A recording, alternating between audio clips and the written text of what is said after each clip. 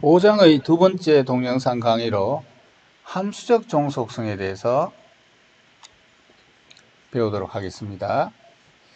함수적 종속성은 이게 조금 복잡한 개념인데 별로 어려운 개념은 아닙니다만 학생들이 조금 복잡하게 생각하는 그런 개념인데요. 함수적 종속성은 테이블 안에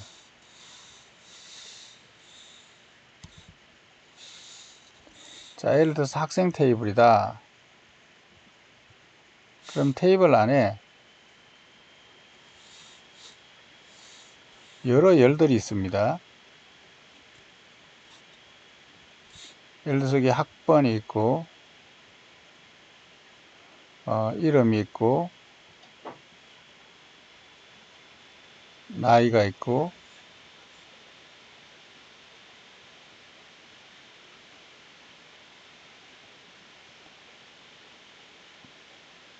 키 뭐 이런 등등의 정보가 있고, 그 다음에 여기에 소속 학과 번호,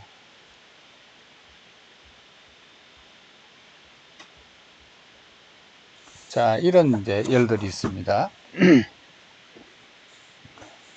이 각 열에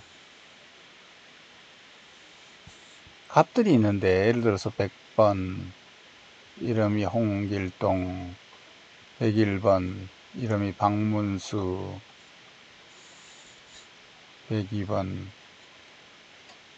이진수, 나이가 20세, 20세, 21세, 키는 170, 175, 175, 소속학과는 1번, 2번, 하여간 이런 식으로 값이 있는데, 이 열에 있는 값하고 이 열에 있는 값하고 서로 대응되는 관계가 함수적으로 관계가 되느냐, 함수적으로 종속되느냐, 아니냐.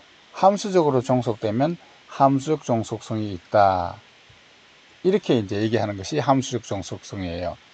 그럼 함수적으로 관계되느냐, 함수적으로 종속되느냐 라고 하는 것은 뭐냐면, 여러분들 중고등학교 다니실 때 함수, 펑션에 대해서 배우셨는데,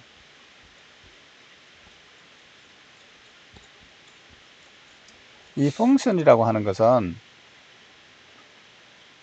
어떤 변수 x가 또 다른 변수 y가 가질 수 있는 이 값이 x 한 값에 대해서 y 값이 한 개가 나올 때,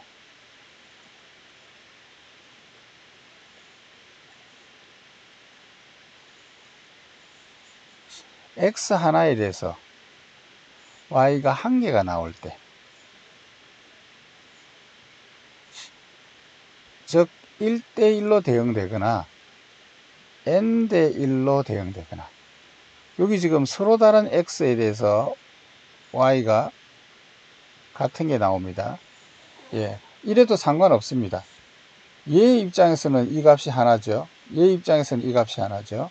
그래서 x 값에 대해서 y 값이 하나만 나오면 이런 것을 함수적 관계다 이렇게 얘기합니다. x 값에 대해서 y 값이 하나만 나와야 됩니다. 이런 걸 함수 관계다 이렇게 얘기합니다. 예를 들어서 여기에 1이 있는데 여기가 1이고, 여기 2가 있는데 여기가 4고, 3이 있는데 9고, 요러면 y 값은 x를 제곱한 값에 대응된다. 그렇죠? x 값을 제곱하면 y 값이 나오죠. 이렇게 x 값이 y 값에 어떻게 대응되는가 라고 하는 이 관계를 함수라고 하고, 요 예제에서는 x를 제곱하면 y가 나온다. 그래서 y = x제곱이라고 하는 함수 관계가 있다 이렇게 얘기하죠. 요걸 이제 그래프로 표현하게 되면 x 한 값에 대해서 y 값이 하나가 나옵니다.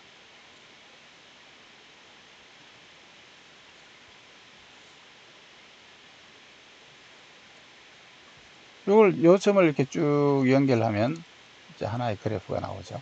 어쨌거나 x 값에 대해서 y 값이 하나가 나와야 되는 이런 관계를 갖는 것을 함수라고 부릅니다. 이 두 열에서 함수적 관계가 있느냐는 거예요.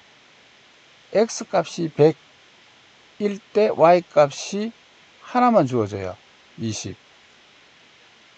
100일일 때 하나만 주어져요. 20.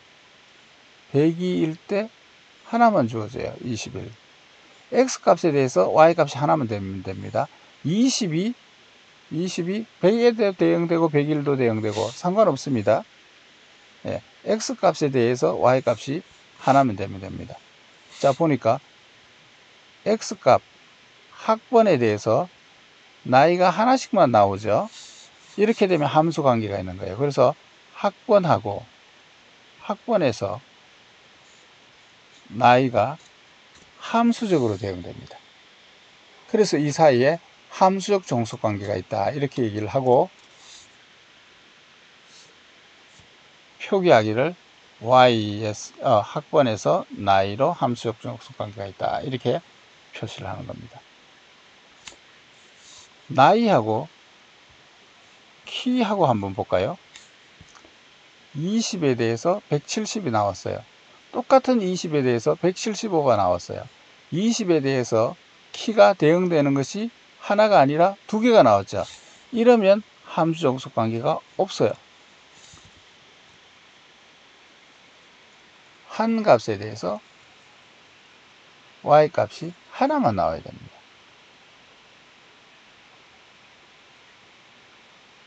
이런 것을 함수 종속성이다, 이렇게 얘기합니다. 예를 들어서 이름하고 키하고 한번 볼까요?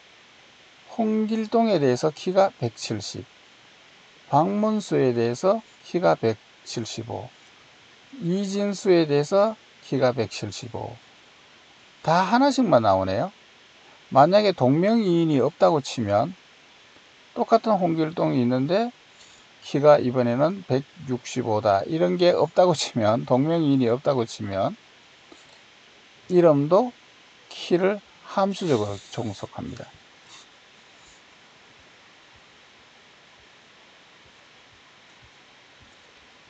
이름 한 사람의 이름에 대해서 키가 하나씩만 탁탁 나오죠. 동명이인이 없다는 경우에 한해서 그렇습니다. 이런 식으로 값 하나에 대해서 다른 값이 하나씩만 결정될 때 이것을 함수적 종속성이 있다, 이렇게 얘기합니다. 자, 여기 한번 설명 볼까요? 두 속성 x와 y에 대해서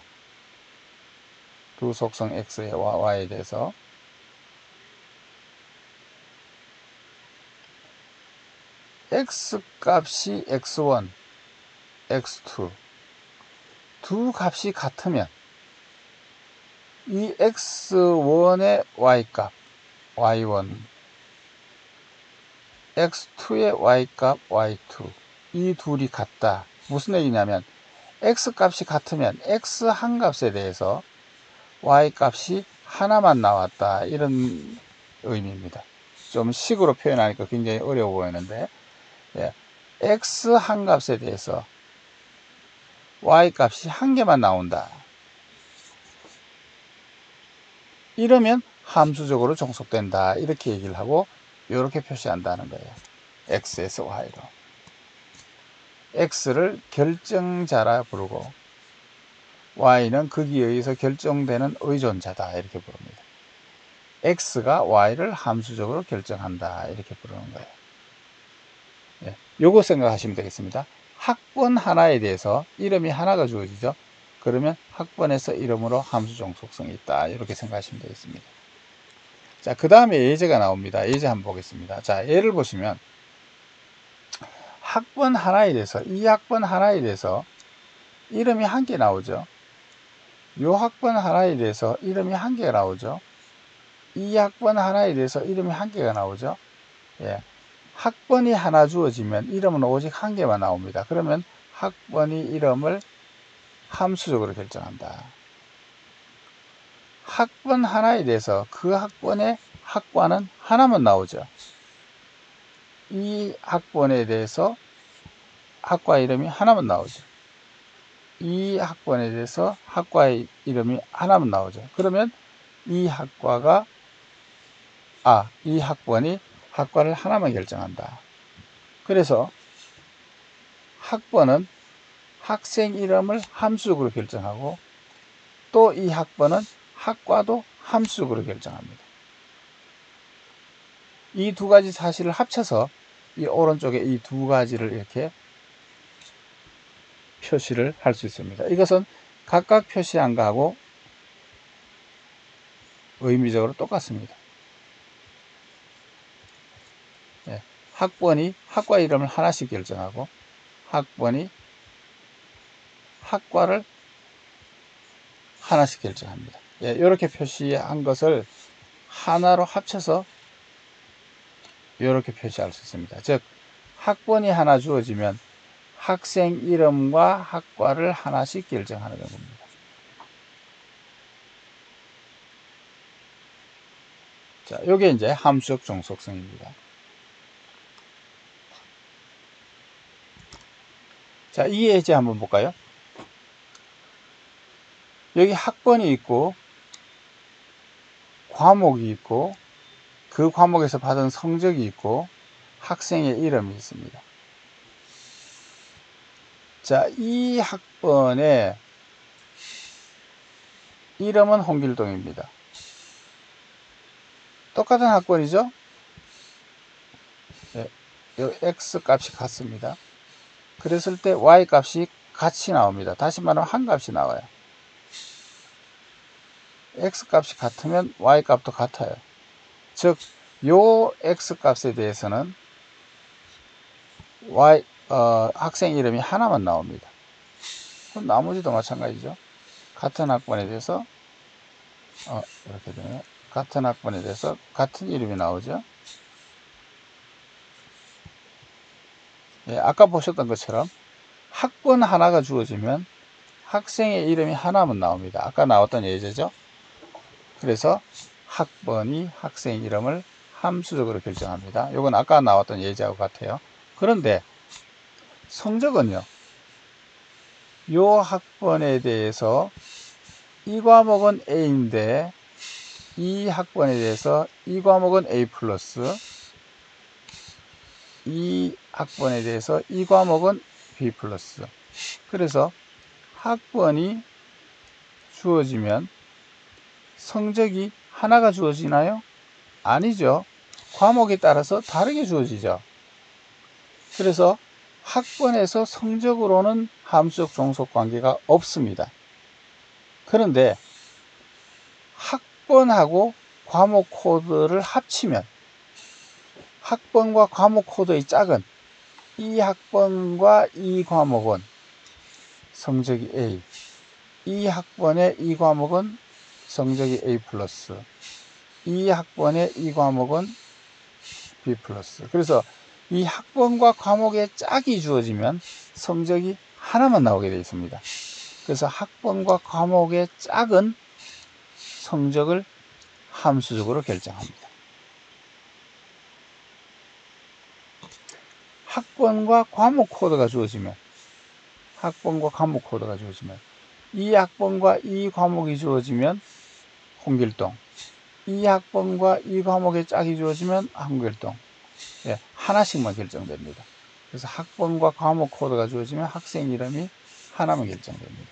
사실은 학번이 학생 이름을 함수적으로 결정하기 때문에 과목 코드가 없어도 함수적으로 결정됩니다만 과목 코드가 들어와도 역시 함수적으로 결정하는 거죠.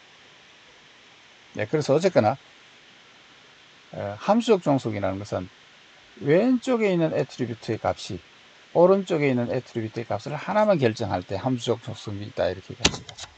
이렇게 애트리뷰트가 짝이 이렇게 오면 이 애트리뷰트 짝의 값이 하나 주어졌을 때 오른쪽에 있는 값이 하나 주어진다. 그러면 함수 종속성이 있다. 이렇게 얘기하는 거예요. 예, 왼쪽 편의 값이 하나 주어졌을 때 오른쪽 편이 값이 한 개만 나온다. 이럴 때 함수 종속성이 있다. 이렇게 얘기합니다. 이게 함수 종속성의 개념입니다. 뒤에 가시게 되면 부분 함수 종속성이라는 게 있고 완전 함수 종속성이라는 게 있어요. 이거는 조금 더 이제 복잡한 개념인데 앞에 있는 예제를 가지고 먼저 설명을 드리겠습니다. 자, 여기 있는 노트를 좀 지워야 되니까 제가 잠시 시켰다가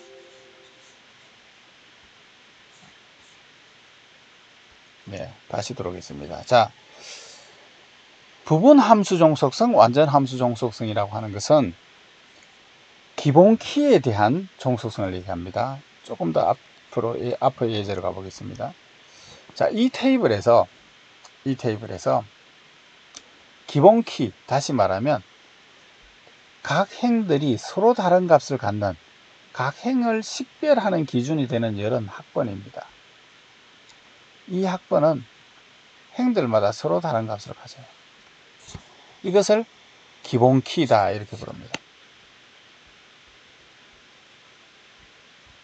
기본 키는 원래 값 자체가 하나밖에 안 주어지기 때문에 다른 값이 하나씩 올 수밖에 없어요.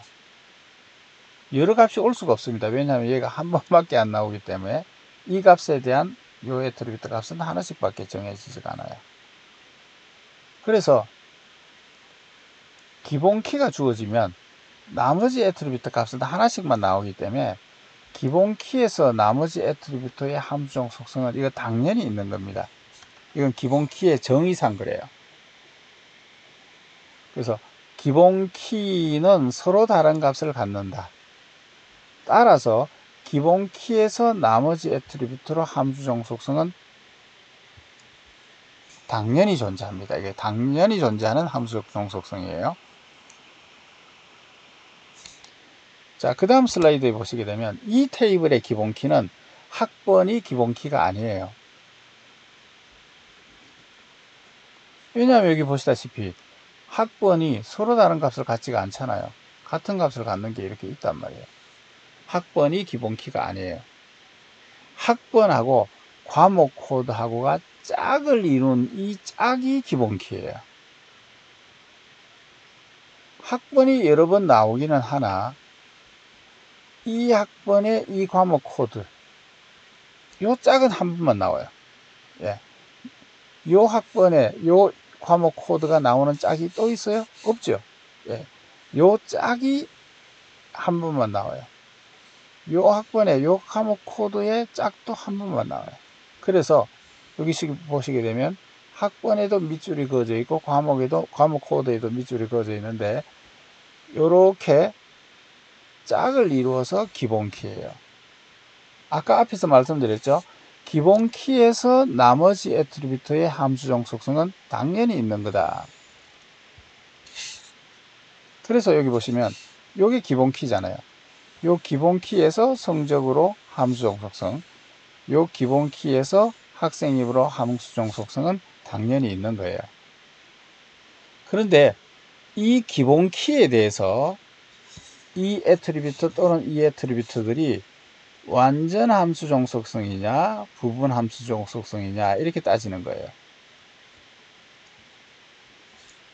기본 키에서 나머지 애트리뷰트로 함수 종속성은 당연히 있는 거기 때문에 요건 당연히 있는 거예요. 근데 얘가 완전 함수 종속성이냐 부분 함수 종속성이냐 라고 하는 거예요.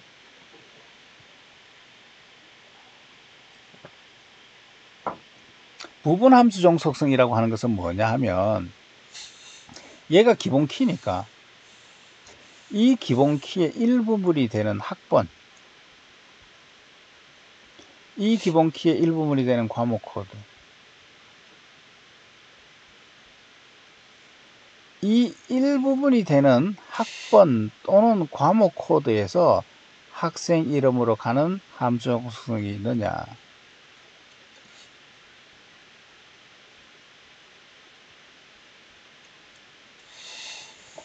과목 코드에서 학생 이름으로 가는 함수 종속성은 없어요. 왜냐하면 여기 보시면 18001이라고 하는 값이 여기에도 있고 여기에도 있는데, 만약에 함수 종속성이 있으려면 이 x 값이 같으면 y 값이 같아야죠. 근데 같지가 않죠. 그러니까 과목 코드에서 학생 이름으로의 함수 종속성은 없어요. 근데 학번에서 학생 이름으로는 함수 종속성이 있었죠. 이 앞에 학번이 주어지면 학생 이름이 함수 종속성이 있다라고 얘기했잖아요. 요건 있죠. 요게 있으면 얘는 부분 함수 종속성이에요. 기본 키에서 나머지 애트리뷰트로 가는 함수 종속성, 이거 원래 당연히 있는 건데, 당연히 있는 건데 부분 함수 종속성이다라는 거예요. 자, 여기서 볼까요? 학번하고 과목 코드의 짝이 성적을 함수적으로 종속합니다. 기본 키니까 나머지 애트리뷰트를 함수 종속성이 있는 거죠. 그런데 학번에서 성적으로 가는 함수 종속성이 있느냐? 학번이 아니고 과목 코드에서 성적으로 가는 함수 종속성이 있느냐? 이 기본 키의 일부분인 학번 또는 과목 코드에서 성적으로 가는 요 함수 종속성이 있으면 얘가 완전히 아니고 부분 함수 종속성이 되는 거예요. 근데 학번이 주어졌다고 해서, 한 학번이 주어졌다고 해서 성적이 제각각 다릅니다. 과목 따라 다르죠. 그러니까 얘가 없어요. 과목 코드가 주어졌습니다. 학생에 따라서 성적이 다르게 나와요. 이것도 없어요. 예. 기본 키의 일부분인 학번 또는 과목 코드에서 성적으로 가는 함수 종속성이 없죠. 없으면 얘는 완전 함수 종속성이에요. 얘는 완전 함수 종속성, 얘는 부분 함수 종속성이에요. 뭐에 대해서? 기본 키에 대해서.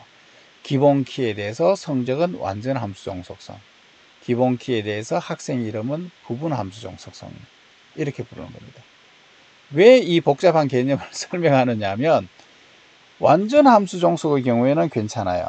근데 부분 함수 종속이 되면 데이터에 중복이 생깁니다.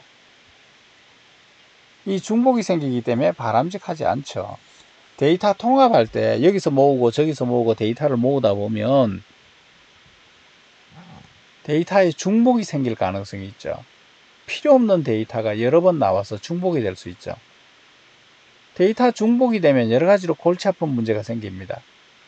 부정확한 어떤 그런 이제 데이터 분석이 될 수도 있고, 데이터의 일관성이 깨질 수도 있고, 이건 여러 가지 이 중복으로 인해서 쓸데없이 저장 공간을 낭비할 수 있고, 데이터 중복으로 인해서 여러 가지 문제가 있을 수 있기 때문에 중복을 없애는 것이 좋습니다. 데이터 통합할 때 중요한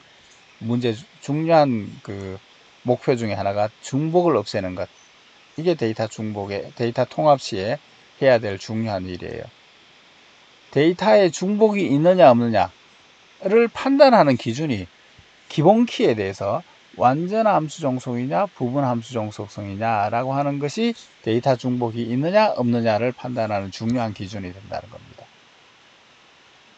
그럼 부분 함수 종속성이다 라고 그러면 데이터 중복이 있으니까 이 부분 함수 종속성을 없애줘야 되겠죠. 이 없애는 것이 뒤에 이제 설명하게 될 정규화라고 하는 겁니다.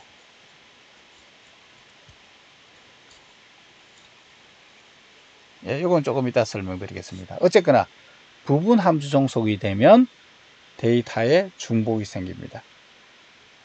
자, 여기 있는 예제 가지고 보겠습니다. 학번하고 과목 코드는 기본 키인데 학생 이름에 대해서 당연히 함수 종속성이 있는데 부분 함수 종속성이에요. 그러니까 데이터가 중복이 됩니다. 여기 보시면 이 학번의 이름이 홍길동이라는 것이 3번 반복해서 나왔잖아요. 중복이 되고 있죠. 이 학번의 학생의 이름이 이순신이라고 하는 것이 여러 번 나오죠. 중복되고 있잖아요. 데이터 중복이 생깁니다. 데이터 중복이 왜 생기느냐? 부분 함수 종속성이기 때문에 그렇습니다. 자, 이것이 이제 완전 함수 종속성, 부분 함수 종속성이에요. 자, 여기 슬라이드에 있는 내용을 한번 설명을 드리겠습니다. 부분 함수 종속성이라고 하는 것은 뭐냐?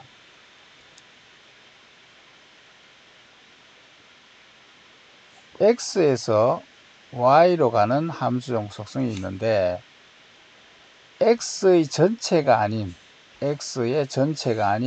부분에 대해서도 y가 함수적으로 종속된다 라고 하게 되면 부분 함수 종속성이라는 거예요. 예를 들어서 여기 지금 x가 있어요. x의 부분인 학번에 대해서 학생 이름이 함수 종속성이 있었죠. 예, x의 부분인 학번에 대해서 y가 함수 종속성이 있었기 때문에 부분 함수 종속성이에요. 완전 함수 종속성은 x의 어떤 부분에 대해서도 y가 함수적으로 종속되지 않아요. x 전체에 대해서만 y가 함수 종속성이 있어요. 예를 들어서 성적 같은 경우에는 학번에서 성적으로 가는 함수 종속성 없어요. 과목 코드에서 성적으로 가는 함수 종속성 없어요. 이 둘이 짝을 이룬 이 짝에 대해서만, 이 전체에 대해서만 성적이 함수 종속성이 있어요. 이것을 완전 함수 종속성이라고 합니다. 이 완전 함수 종속성은 괜찮지만 부분 함수 종속성은 데이터에 중복이 생기고, 데이터 중복은 저장 공간도 낭비하고 분석에 문제를 일으킬 수 있기 때문에 이것은 이제 제거를 해야 되는 거죠. 이 부분 함수 종속성으로 인해서 생기는 데이터를 제거하는 방법이 정규화라고 하는 겁니다. 이 정규화에 대해서도 또 복잡한 개념이기 때문에 이 동영상을 마치고 이어서 다음 동영상에서 정규화에 대해서 설명을 드리도록 하겠습니다. 자, 함수 종속성에 대해서는 여기까지 하겠습니다.